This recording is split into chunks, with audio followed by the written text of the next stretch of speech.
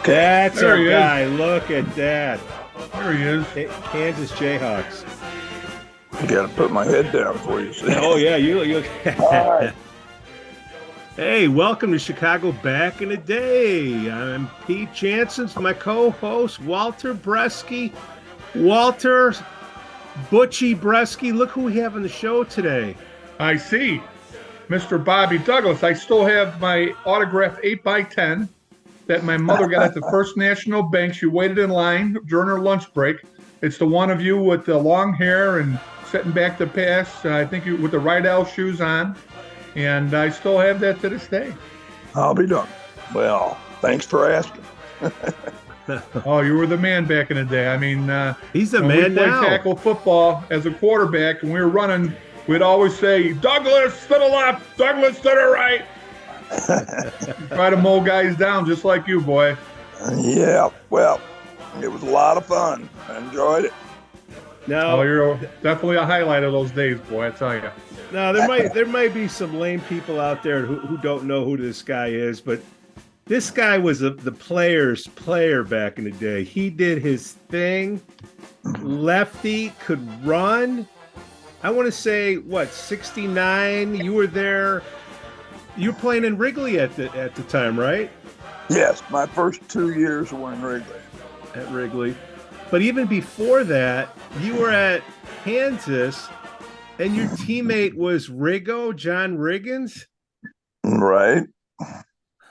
So you two were on the same team together? Yes, we were. John actually kind of interchanged the way we did it back then. Other than the quarterback, we played kind of like an I formation. And the fullback would interchange. John probably played about a little over half the time is all. But he would get his share of running, of course.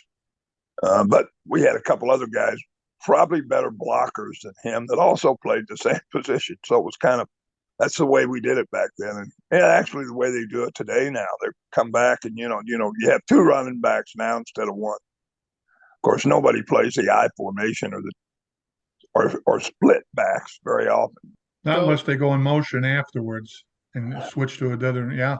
Well, yes, but for the most part, you've got, that extra wide receiver taking over for what used to be a fullback. And some teams, of course, use a fullback for blocking purposes today, but, depending. Some people use two tight ends. Some people use a fullback. I don't know how many teams. I'll bet only about half the teams even have a real fullback today. Yeah, a lot of them use a hybrid tight end as a fullback in those short yardage situations too. Well, yeah, that's what I'm saying. They use a tight end because tight ends can also get out for a pass. They can block. Tight ends are a little more important today although they were pretty important back then. The game's changed a little bit. The main thing that's changed is the fact that the field is so much more wide open because you can't really, on defense, you used to be able to hit a guy all over the field. Even a defensive back could hit a guy. If he's 10 yards down the field, you could actually hit him. You can't do that anymore. So that kind of widens the field. It gets everybody out down the field faster, which is really why if the coaches think about it and you talk to a couple pro coaches, they'll tell you why. That's why scrambling or running quarterbacks more important today because the field is so much more wide open. Yeah, you got everybody spread out, and you got a lot more sets today than you did back then. The pro set and double tight, but there wasn't that many different formations back in the day, was there? Well, but we used some formations. We had some. You had enough that you could have, but the point is you couldn't do it. You couldn't spread the field like you can today, as you said. Sure, yeah. But and people wouldn't because they couldn't get off the ball the same way because you could hit them, and you could hit them all the way down the field. See, that's the big thing. And of course, you do a lot more things with your hands on defense. And now the other thing that changed it was on offense using hands. That's why the linemen today can block the way they block. Couldn't block like that back then. Couldn't have your hands more than 6 inches beyond your body. Exactly. Just like that. Chicken wings back in the day. And obviously, that gives a quarterback more time. More time means receivers get down the field further. Receivers get down the field further, and the quarterback breaks out. He's got a pretty wide open situation to run. My old offensive line coach at Eastern says, if you're not holding, you're not trying. They're going to grab something, linemen, no question about it. But they won't get away with it, 5 times in a row. No, absolutely not. We're going to bounce around a lot, Bobby, here. So bear with us because there's so much to talk about. You're talking about I'm good at that. Especially at the Lantern. Well, see you there soon. I don't bounce around much there. But. Okay. All right. Fair enough. I guess it was somebody else wearing a Kansas Jayhawk hat. Playing at Wrigley Field, what was it? Because you couldn't do a full 100 yards, right? You had to flip the field, or how did that work? No. We had 120 yards, of course, the field because 10-yard end zone.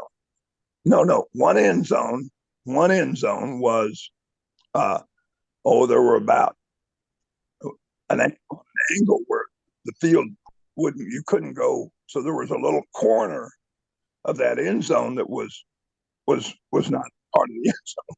It was of course the brick wall, and of course on the other end zone, which was 10 yards, that would be the north end zone. The south was the one that was kind of not a full end zone, but the north was, and but the end zone ended, 1 foot. 1 foot, you hit the wall. You're hitting left field. What would be the tricks that you would? I mean, would you do a fade back into the brick wall so the DB would go into the wall or something? I'm not even sure.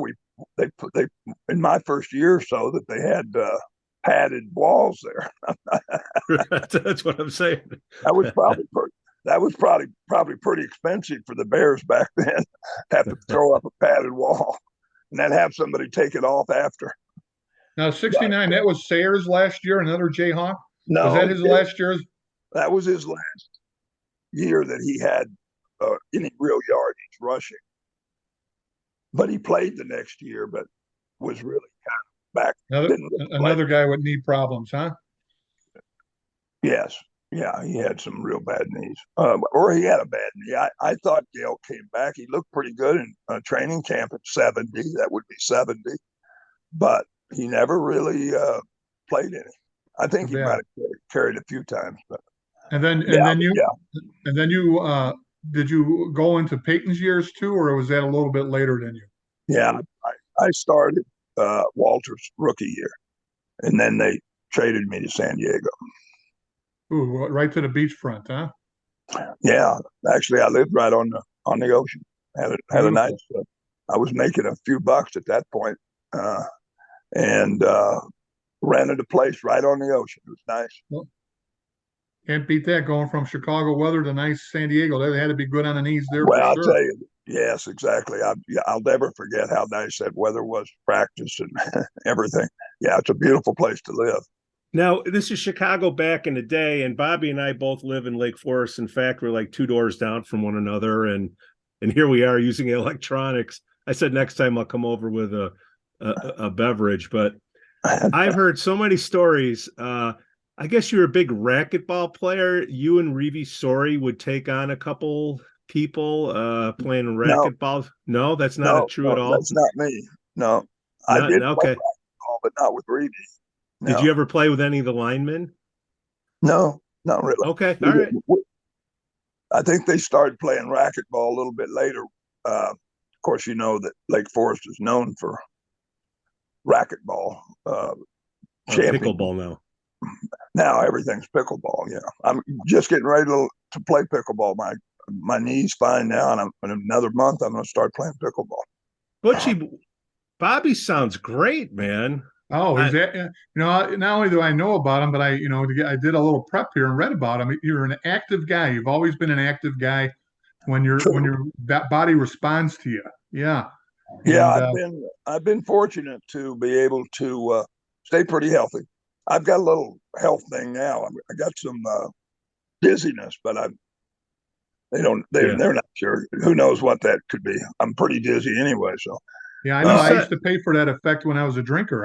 Get a little dizzy here now. Now it's for free. I met you. I met you at the Downhouse Golf outing 25 years ago. We talked about something which is kind of cool. It's a combination of a public league, Chicago Public League, Kansas, and you. We talked about how you hid Rennie Atkins and Cedrick Alexander in your condo a day before the signing date for football many years ago. Both of them were highly sought out offensive linemen. Rennie was from Lane Tech, and he went to Kansas, and he later transitioned into a businessman throughout his years. Cedrick Alexander, I ended up playing with him at Triton after his days at Kansas, and then he went on to Tulane. Well, we actually recruited. I helped recruit those guys. They worked for me actually in the summer. Reggie and Rennie. Rennie was the other one. Reggie and Rennie both played professional. Rennie Atkins, yeah. And Reggie Smith. They were both big linemen, both played pros. And E.J. Jones was also a guy I recruited. What I did was, I don't know what stories, I loaned him I had a Mercedes at the time. I loaned him my car for prom. And it worked out fine. Yeah. That's why you have insurance, right? You have insurance. What could go wrong? What could go wrong? Those guys are both great guys, or all three of them are. Monsters. I know Rennie was a monster. I think he was 6'5", like you. He's a big guy. I remember seeing him in the halls at Lane Tech and going, wow, I have to grow that big? Well, they were both big guys, yes. Let's see, Rennie was the biggest, yes. I think, was it Rennie that was the big? Yeah, 6'5". Yeah, he's a big one. He was about 260 or 70 then. He played. That was big for back then. That was big back then. Yeah, that was pretty big. Now, Bobby, when they say back then, take the lineman today and compare him to the lineman back then. Do you see a huge difference? I think Butkus would kick the shit out of anybody. Well, Dick would be big today playing middle linebacker. So Dick would have been, and so as would Carl Eller. Yeah. Carl Eller was 6'5", 6'6", but he played at about 270. Today he would play at 290 because he would work out year round. And, although he was a great athlete, of course he's in the Hall of Fame. And of course, you have, you had all those guys that were, they had so many great players on defense. But yeah, I mean, the difference is year-round training and probably, I don't know, somewhere between 10 and 50 pounds. Yeah. Plus they don't have to work secondary jobs in the summers like you guys had to. Well, exactly. Yeah, that's a big part of it. Well, do you remember the Irving Park Y? A lot of the Bears, Johnny Morris would go down there. I don't know why they all. You went down there too? Oh, I went in there every once in a while, but it wasn't where I, no, I know it well. Yeah, I know Dennis Lick used to work out there. I've seen him a couple times. Yeah. Yeah. So, I think Dennis was living. Didn't he live on the South Side even when he was playing? Yeah, he was a St. Rita guy. Him and Billy Merrick back in the day. Yeah. Oh, yeah, I remember him well. Bobby was never knocked out. Quarterback ran his ass off, delivered punishment, and was never knocked out. Is that true, Bobby? Oh, well, I watched the games when we could, and he was. No, I wouldn't want to get in front of him or catch a pass. I heard bullets. Yeah, I was well. You're a human jug machine. I heard receivers used to complain about that. I could throw it when I needed to, but I had a touch. I mean, you don't play 12 years without being able to throw. They would have made me a tight end in 15 minutes if I couldn't play quarterback. Trust me. And I'd have been a good tight end, but I'd have been a great tight end, to be honest with you. Oh, you'd be making tons of money these days as a tight end, that's for sure. Well, you make a little more as a quarterback. Yeah. 90. Now, someone said you threw the ball 90 yards. Wow. I've thrown it. That's the most I've thrown it, yeah. I had a great arm. Yeah, I mean, I had as good arm as anybody, probably, but not. But you only use your arm when you're throwing. If I'm throwing a ball down the field 60, 70 yards, now not very often, even 70. You anticipate you throw it. You're going to throw it somewhere between 50 and 70, mainly 50 to 60, probably on a deep pass. It's going to go 40 to 60 yards, right? Now, the advantage that someone with a good arm has, it's very simple logistics, is for me to throw that and control it is much easier because I can throw it much further than I have to. Now, if you have to wind up to get it out there 60 yards, which some guys that played in my day, not so many anymore. I think guys have a little better arms today and they're bigger. Then you're not going to be as accurate if you got to, So it's like anything else. The advantage of having a great arm is the accuracy for passes beyond 20 yards, which, by the way, is not even half of the passes in today's football game. I'm going to say, 10 yards. It's a lot of play action to open up that deep. Well, you play action, you go deep a lot, and you throw a few posts, and you throw some 30, 25-yard in routes. But for the most part, you're throwing to the backs, coming across. You're throwing 15, 20, 30 yards. So everybody can throw that. We didn't have that type of passing game. Nobody did, really. Yeah. Wasn't until the Chargers came along with Eric Coryell that you had. And you were with San Diego when they had that attack, huh? Well, I was. Bouts came in. Yeah, I was there one. Here's the timing. Coryell was in St. Louis, as you know. Yeah. Then he went to San Diego. So they were throwing it. They were throwing it a lot. He threw it at San Diego State when he was there. He was a great coach, a great football mind. And I talked to a lot of his quarterback about it many times. I mean, he was just he knew what he was doing. He was actually a coach of mine in an all-star game when he was at San Diego State. My senior year, you played in a lot of all-star games back then. I think I played maybe 4. That's about as many as you could. And he was one of the assistant coaches, and so I got to know him a little bit. And he knew a lot about football. But anyway, he was a great coach, great throwing game coach. Yes, as good as any. When he went from San Diego, when I was in San Diego, Tommy Prothro was the coach. It was his last year, which is why I got traded from San Diego to New Orleans. Yeah, San Diego. Dan Fouts was the quarterback. I actually ended up playing a couple games. The immortal Jesse Freitas was there too, I bet you, huh? Jesse was there. Bobby, one of my good friends, Christy Piccolo, her dad in 70. Well, your first year was 70. Did you know her? 69 was my first. 69, but 70 was the full year. He passed away in 70, I believe. So did you get to play with him? He passed away in 70, but he played my rookie year. He was the backup for Gayle. He came in. I actually played in his last game. I believe. Wow. I believe his last game. I was a starting quarterback in his last game. So was Brian's song? Was it close? Was it accurate or? Yeah, it was close. I don't know if him and Gayle were as I was just there that year. My rookie year was there. Our last year, Brian's last year.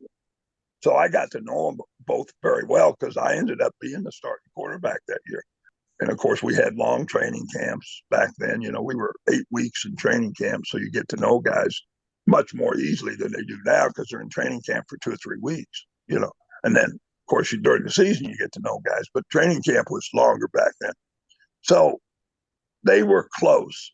They did room together on the road, became good friends.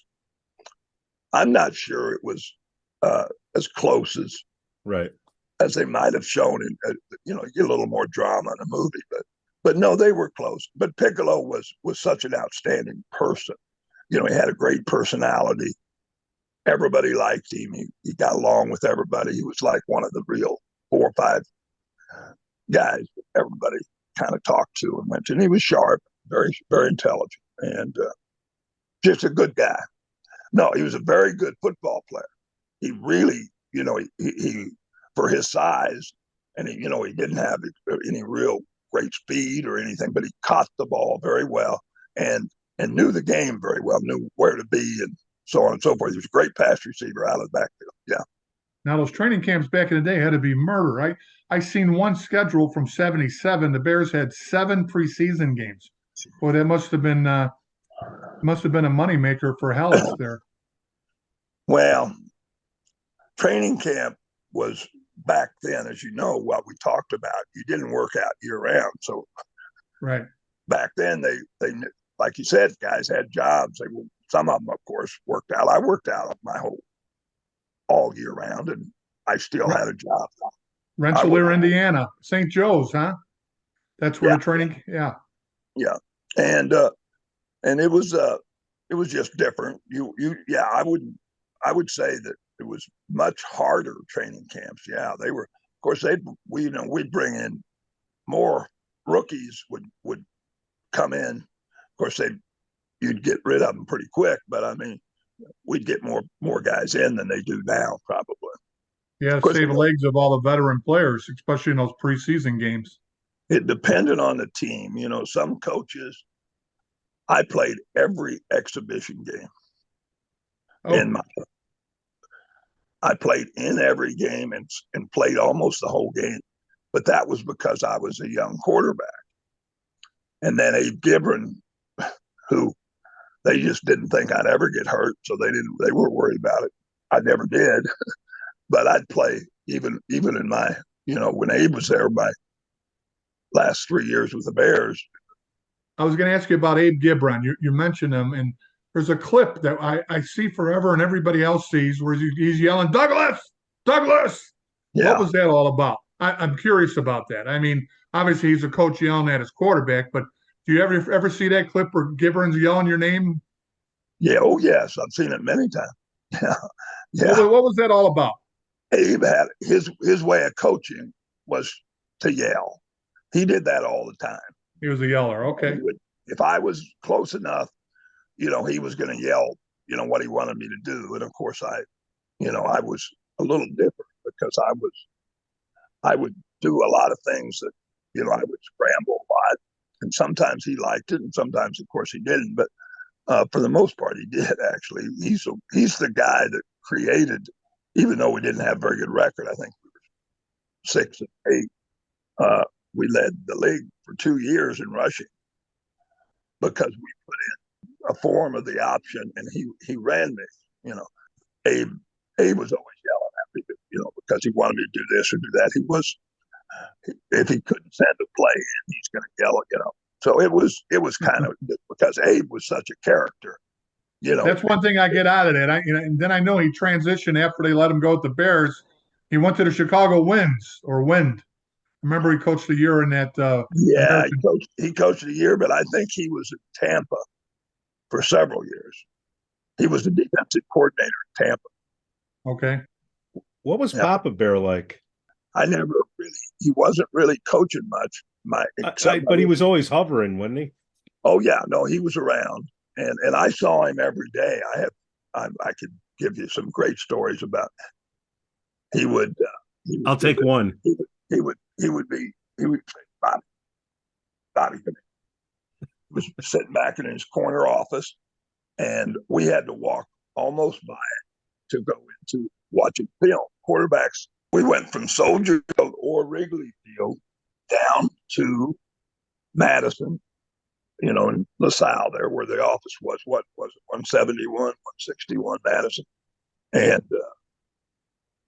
I had a quarterback meeting every day after practice. And we were the only ones that did that. Once in a while, a couple other players might come down, Butkus or someone might come down for a half an hour. But anyhow, we watched film. So he would call me in because I was a young guy and I was starting as a quarterback, and they'd never had a guy that really started as a young person in Chicago. I can't go back and think about, but I'm Sid sure. Luckman.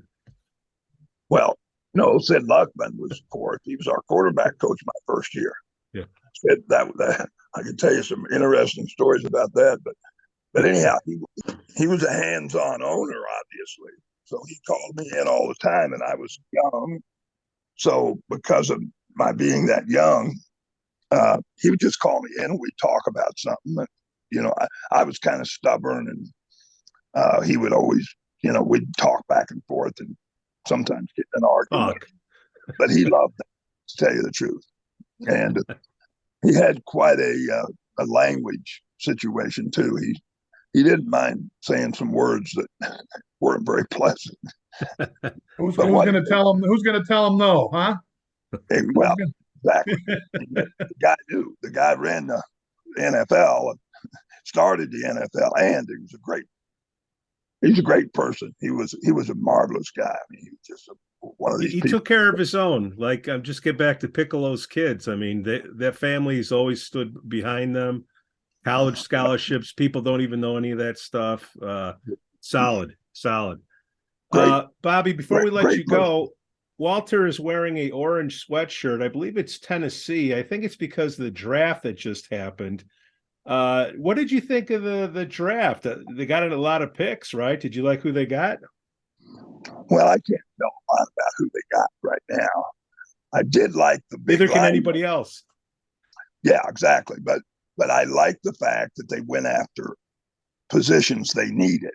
There's no question they did what I would consider a better job than they've done in a few years doing that. And I think that's important because, they've got a young quarterback. They need linemen. They went out and got what looks to be a solid, right. 10, 12-year guy that's going to hopefully be an all-pro lineman. They need that. And so, yeah, I think they had a good draft from what you can see. But as we all know, we'll know that. Actually, actually after training camp, we'll have a pretty good idea. The quarterback asked you for any advice yet? Well, nobody's going to ask me. Well, did he break your record? I don't even remember. He did break it, yeah. Oh, crap. Well, I don't know if he did it in 14 games, though. That's kind of where I was going. But you got anything else for Bobby before we let him go? Pitching with the White Sox. That was back in the day when they used to wear the softball uniforms. And how did you enjoy that? I've read about you. You used to love playing baseball, but I think someone in your family told you to go to football instead. But my father was a football coach in a junior college for a long time. Now he was dead at the time I could have gone into baseball. I played every summer in a very good summer league that was college and ex-pros in Wichita, Kansas. It was the best league in the country for amateur baseball. So I played there until we got a new head coach at Kansas, and then he wouldn't let me play after my junior year. So I didn't, but I played I played in the summer of my high school going into Kansas. So I played 3 years there. Played with a lot of good pros, guys that had played in the majors. So it was good, and I had a chance to sign a contract when I was young. Now, he wouldn't let me do it out of high school, my dad. But who drafted you out of high school? Nobody. They didn't have a draft. Okay. Oh, that's right. 60. What year they have the draft started in 65? Rick Monday was the first pick? 7 or 8, I want to say. Okay. Not 65. I graduated 65. There was no draft. And then the second question I was going to have to you is, Pete and I were both Division Street guys, both bouncers. I was at Bootleggers. He worked at Mother's. And we heard you used to like to go down there and hang out, maybe at a lodge or something like that around there. No. Any good stories from back in the day? Oh, I got a lot of good stories from back then. You know who owns Mother's, but he's a friend of mine, and he still owns it. Jimmy, really? I think Jimmy. Is it Jimmy who owns it, or Jimmy? Yeah, Jimmy. Yeah. because it's the lodge management who owns that. Yeah, sure. No, I met Jimmy.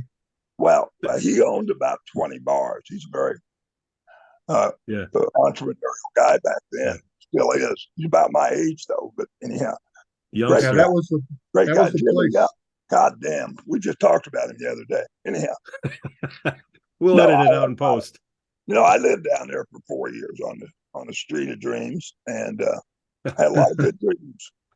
Yeah, a lot of good times. Could walk to the bar down there. That's the best. Don't have to look for parking. That was great. I could walk from my where I lived, and then go to the beach too, and walk to the beach. Yeah, Rush Street's a wonderful place. I guess it's still good. I don't go down much anymore, but yeah, that's a lot of work. Recovery's an issue, Bobby. Recovery's an issue. Always was.